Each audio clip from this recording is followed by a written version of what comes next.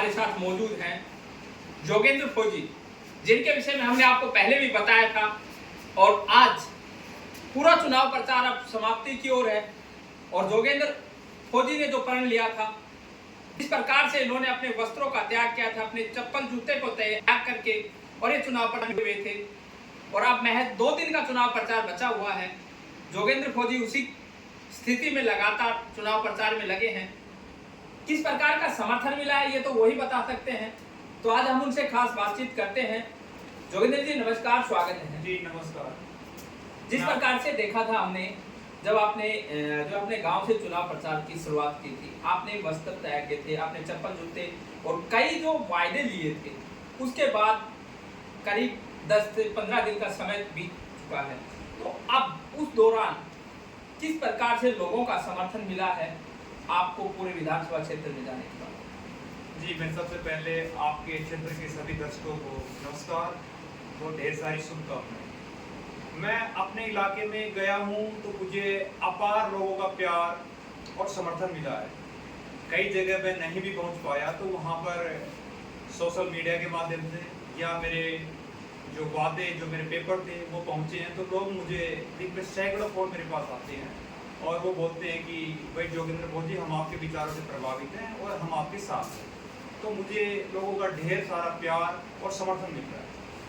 अच्छा, जब आप चुनाव मैदान में आए, देखिए चुनाव तो बहुत से लोग भी लड़ रहे हैं, अलग अलग जो है लोग लुभावने वादे करते हैं, लेकिन जोगेंद्र फौजी के वादे और जो जिस प्रकार से प्रण है, आपको नहीं लगता कि कुछ अलग है? और क्या प्रण है वो भी एक बार हमारे दर्शकों को फिर से बता दीजिए। जी, मेरे वादे हैं जो आम जनता को अभी शायद पता है, मुझे उनको दोबारा दोहराने की जरूरत नहीं है।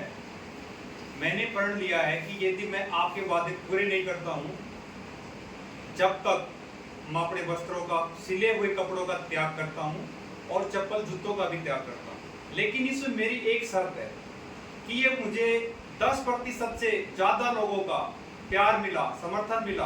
कुछ लोगों ने मुझे बोला कि आप तो दौड़ से बाहर हो, लेकिन शायद ये उनकी गलतफहमी है। वो अंदर की उनको खबर नहीं है कि लोगों की राय क्या है। लोग मेरे साथ हैं और मेरे साथ अपार लोगों का समर्थन है। तो फिर भी मैंने लोगों को बोला कि ठीक है, मुझे हार जीत से कोई मतलब नहीं है। यदि मुझे 10% लोगों का भी समर्थन मिलता है तो मैं इसी अवस्था में जब तक रहूंगा जब तक मैं आपके मुद्दे सारे पूरे ना कर दूं। और यदि मुझे लोगों का समर्थन कारणवश किसी मजबूरी से, किसी दबाव से नहीं मिल पाया, तो फिर मैं एक अपनी नॉर्मल अवस्था में आने की कोशिश करूंगा। क्योंकि मेरे जो शुभचिंतक हैं वो भी इससे थोड़ा से खपा है, नाराज है। गांव में भी गया तो वहाँ भी लोगों ने मुझे बोला है, लेकिन मैंने कहा कि ये मेरा प्रण है। यदि 10% लोग भी मेरे साथ रहे तो इस प्रण को निभाऊंगा, नहीं तो मैं अपनी जो अवस्था है कपड़ों की उसको बदलूंगा। लेकिन उसके बाद भी मैं क्षेत्र के लोगों का ये जो वादे हैं इनके लिए आगे भी लड़ता रहूंगा और उन वादों के लिए आगे भी मैं काम करता रहूंगा। ऐसा नहीं है कि ऐसा इसको मैं छोड़ दूंगा या क्षेत्र के लोगों से मेरा जुड़ाव खत्म हो जाएगा। जुड़ाव मेरा आप लोगों के साथ रहेगा और चलता ही रहेगा। अच्छा, जिस प्रकार से जो है आपने हमसे चर्चा की थी, जो कई चीज़ें बताई थी, कई कोर्स के बारे में आप बातचीत कर रहे थे, तो आप जो दूसरे प्रत्याशी हैं, कोई कहता है कि भाई हम रोजगार देंगे, कोई कहता है कि हम उद्योग लगाएंगे, कोई जो है इस प्रकार के वादे कर रहे हैं, तो फिर जोगेंद्र फौजी के साथ लोग क्यों जुड़े? जी, मेरे साथ लोगों का जुड़ाव का एक ही कारण है कि मैं समाज को एक सही दिशा में लेके जाना चाहता हूँ। क्योंकि मैंने देखा कि क्षेत्र के अंदर हमारा जो युवा है वो नशा की तरफ आकर्षित हो रहा, अग्रसर है नशे की तरफ। तो मैंने देखा कि सबसे बड़ी समस्या हमारी यही है। यदि हमें किसी से दुश्मनी भी निकाल दी तो उसके बच्चे को बिगाड़ दो, आपने समझो उसकी दुश्मनी का बदला ले लिया। तो मैंने इसी चीज को ध्यान में दिया कि बच्चे हमारे गलत रास्ते पे ना जाएं और एक सही रास्ते पे जाएं। तो मैंने इसके लिए मेरे पास मेरे मैनिफेस्टो में मैंने वादे किए हैं कि यदि मैं जीत के आता हूं तो उसमें ये मेरे बहुत सारे कोर्सेज होंगे, जिसमें 3rd आई का है, जिसको इंग्लिश में पीनियल ग्रंथ बोलते हैं, और उसमें वास्तु का है, स्वर विज्ञान का है, एस्ट्रोलॉजी का है, न्यूमरोलॉजी का है। इनसे क्या है कि मैं बच्चों को, युवाओं को एक नई दिशा दूंगा ताकि वो नशे की तरफ, तो आप ये भूल जाए, नशे की तरफ तो जाने वाले हैं ही नहीं, लेकिन वो जिस भी क्षेत्र में जाएंगे, इसके अंदर एक DMIT टेस्ट है, उसके अंदर बच्चों का हम भविष्य निर्धारित कर देते हैं। पता लग जाता है कि बच्चे किस दिशा में जाएंगे तो ज्यादा अचीवमेंट होगा। यदि आपका बच्चा खेल जगत में जाना चाहे, उसका अंदर की स्टेट बोल रही खेल जगत में जाऊंगा, आप उसको साइंटिस्ट बनाना चाहते हो, तो ऐसी गलती हम अक्सर कर देते हैं। तो जो मेरे टेस्ट हैं ये बच्चों को एक सही दिशा देंगे, और इसलिए ही मेरा जो मेन मकसद था वो सिर्फ हमारी युवा पीढ़ी को आगे लेके जाना था, ताकि मेरे क्षेत्र का नाम हो, उसके माँ बाप का नाम हो। बच्चा जहाँ से आता है और यदि वो गलत रास्ते पे चला गया तो सबसे पहले उसके माँ बाप का जो है नाम खराब होता है, नाम बदनाम होता है, फिर उसके गांव का होता है, उसके क्षेत्र का होता है। और यदि प्रगति करता है तो ऑप्शनली वो सबसे पहले तो उसके माँ बाप का नाम होगा, और फिर उसके समाज का नाम भी ऊंचा होगा, और राष्ट्र का भी नाम ऊंचा होगा। एक कहीं न कहीं जोगेंद्र फौजी का भी नाम आएगा, जिसने युवा पीढ़ी को जगाने का काम किया, और उसको जगाने के लिए ही मैं क्षेत्र में आया हूँ। नहीं तो दूर दूर तक मेरा राजनीति से कोई वास्ता नहीं था। उसके बाद मैंने देखा कि इस क्षेत्र में हमारे सभी पार्टियां, मैंने किसी एक पार्टी को मैं टारगेट नहीं कर रहा, मैंने बताया देखा कि पिछले 15-20 साल से उसमें कांग्रेस भी रही है, उसमें बीजेपी भी रही है, लेकिन किसी ने भी उस तरह से काम नहीं किया जो होना चाहिए था। खास करके मैंने क्षेत्र के हर गांवों का दौरा किया, और मैंने देखा कि गंदे पानी की निकासी का कहीं भी उचित प्रबंध नहीं है। आपने भी देखा होगा कि जो अटेली का अपना जो पानी है, ये इधर महासर, राता, इनके 20-25 गांव हैं, इनके अंदर गंदे पानी की इतनी व्यवस्था अव्यवस्थित है कि हमने उसकी तरफ ध्यान तक नहीं दिया, और यहाँ के आम जो नागरिक है वो काफी परेशान है। तो मैंने देखा कि इसके लिए एक ऐसा स्थान बनाया जाए, या तो इसको रिसाइकिल किया जाए, या इसको कहीं ऐसी जगह पे रिस्टोर किया जाए कि वो लोगों की परेशानी, जैसे बदबू की है, मच्छर मक्खियों की है, और परेशानियां, उससे छुटकारा मिल सके। दूसरा मैंने देखा कि हमारे यहाँ पर और मेरे बहुत सारे ऐसे मुद्दे, जैसे हमारे एक मैं आपको बड़ा मुद्दा बताता हूँ कि यहाँ खेल स्टेडियम नहीं है। आपने देखा होगा कि हमारे जो युवा हैं वो खेल जगत में कहीं पर भी हमें दिखाई नहीं देते। आप चले जाओ सोनीपत, पानीपत, रोहतक, इस तरफ चले जाओ तो वहाँ के बच्चे ओलंपिक तक करते हैं, लेकिन हमारा बच्चा शायद अभी तक कोई ओलंपिक में नहीं गया। क्यों नहीं गया? क्योंकि हमने ऐसा वातावरण यहाँ उनको दिया ही नहीं। अच्छा, यहाँ मैं आपको थोड़ा रोक लूँ। जिस प्रकार से अभी जो राजनीतिक दल आ रहे हैं चुनावी मैदान में, वो बार बार वादा कर रहे हैं, लेकिन वो सत्ता में रह चुके हैं पहले, कोई 10 साल रहा, कोई 15 साल रहा, तो उन लोगों ने उस समय कुछ नहीं किया। और अब क्षेत्र की जनता जब मांग करने लगी तो वो लोग भी वादा कर रहे हैं कि हम खेल स्टेडियम बनाएंगे, खेल स्टेडियम। तो क्या लगता है कि ये इस प्रकार के जो लोग लुभावने वादे कर रहे हैं, क्या ये जनता के साथ छलावा नहीं किया जा रहा? ये जो आप बता रहे हो, जो वादे कर रहे हैं, मुझे लगता है कि चुनावी वादे जुमले, ये कुछ नहीं करने वाले। यदि कुछ करते तो मुझे शायद इस क्षेत्र में आने की नौबत नहीं होती, और मैं क्षेत्र में आता भी नहीं। मैं कोई अपना दूसरा क्षेत्र चुनता, क्योंकि मेरा तो राजनीति कोई कैरियर या बैकग्राउंड है भी नहीं। तो मैं आपको बता दूं कि आपके साथ छलावा कर रहे हैं, कुछ नहीं करने वाले। जब तक आपका वोट इनको नहीं मिला, जब तक ये आपके पीछे घूमेंगे जैसे मक्खी गुड़ के ऊपर घूमती है, लेकिन उसके बाद ये आपको दूर दूर तक कहीं भी नजर नहीं आएंगे, और कहीं मिलेंगे नहीं, और ये आपका कुछ नहीं कर पाएंगे। अच्छा, एक तो हमारे दर्शकों को जो है अपना चुनाव चिन्ह क्या है वो चुनाव चिन्ह बताइए, और आप अटेली विधानसभा के मतदाताओं से क्या अपील करेंगे? जी, मेरा चुनाव चिन्ह गन्ना किसान है, और वो बैलेट पेपर के ऊपर 7 नंबर पे है जोगेंद्र फौजी।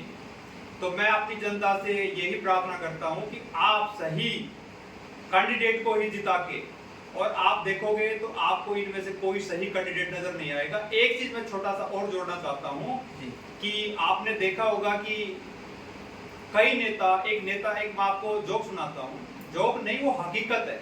एक नेता भेड़ों के झुंड में गया, और उसने भेड़ों से जाके वादा किया कि मैं आपको जीत के आता हूं तो कम्बल दूंगा, अभी सर्दी आ रही है। सारी भेड़ें खुश हो गई कि भाई हमें कम्बल मिलेगा, सर्दी आ गई। लेकिन भेड़ का एक छोटा सा बच्चा अपनी माँ के पास जाके बोलता है, माँ आपको पता है नेताजी आपको कम्बल कहाँ से देगा? बोला ये तो मुझे मालूम नहीं। तो भेड़ के छोटे से मेमने ने अपनी माँ को बताया कि पहले हमारी ऊन उतारेंगे, फिर उसका कम्बल बनाएंगे, और फिर हमें वो कम्बल देंगे। तो ये ही खिलवाड़ आप लोगों के साथ होने वाली है कि ये पहले आपकी ऊन उतारेंगे और फिर आपको बना के कम्बल देंगे।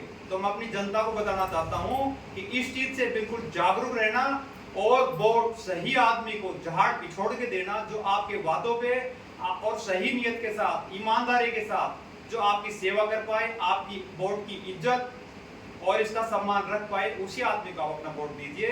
मेरा चुनाव निशान मैं दोबारा बता देता हूं कि मेरा चुनाव निशान गन्ना किसान 7 नंबर के ऊपर मेरा चुनाव निशान है, जोगेंद्र फौजी। मुझे आप अपना भारी मतों से समर्थन देके विजयी बना के यहाँ से भेजिए, फिर मैं देखता हूँ। कुछ लोग मुझे बोलते हैं कि आप तो निर्दलीय हो, आप क्या कर पाओगे। मैं आपको बता दूं कि ये जो आपके प्रत्याशी है ना पार्टी वाले, ये तो चुपके से जाके बैठ जाएंगे, ये बोल भी नहीं पाएंगे। और मैं कदम कदम पे आपके मुद्दों के लिए लड़ता रहूंगा और जो मेरा हक है वो लेके आऊंगा। अपना हक में छोड़ने वाला नहीं हूं, मैं आपसे वादा करता हूं। अच्छा, अब आखिरी फिर वही बात आती है घूम के कि चुनाव बहुत जल्द खत्म होने वाले हैं, तो उसके बाद जोगेंद्र फौजी क्या करेंगे, और जो ये आपने वस्त्र धारण किए हैं इनका आगे का क्या निर्णय लिया है वो भी मार्गदर्शन। जी, आगे यदि आप मुझे अपना प्यार थोड़ा भी देते वोट के माध्यम से तो भी मैं आपके साथ हूं, और यदि मुझे विजयी बनाते तो भी मैं आपके साथ हूं। और बात यह है कि आप सोच रहे होंगे कि जोगेंद्र फौजी के कोई साथ नहीं है, मेरे साथ वो वोटर साथ है जो किसी पार्टी से जुड़े हुए नहीं है, और ये 50 से 60% लोग हैं, ये पूरी तरह से मेरे साथ हैं। उनका मुद्दा है कि हमें अपने क्षेत्र का और ऐसा युवा साथी चाहिए जो हमारे हक की लड़ाई लड़ सके। तो उनके लिए मेरे पास जो फोन आते हैं तो लोगों के यही फोन आते हैं कि जो हमारे पैरामीटर है उसके ऊपर सिर्फ जोगेंद्र फौजी ही खरा उतरता है, इसलिए हम जोगेंद्र फौजी के साथ हैं। और रहा मेरे वस्त्रों का सवाल, मैं आपको फिर बता देता हूँ, कम से कम 10% लोग भी मेरे साथ आए तो मैं इसी अवस्था में रहूंगा, और आपके वादे जब तक पूरे नहीं होंगे जब तक इन वस्त्रों का त्याग नहीं करूंगा।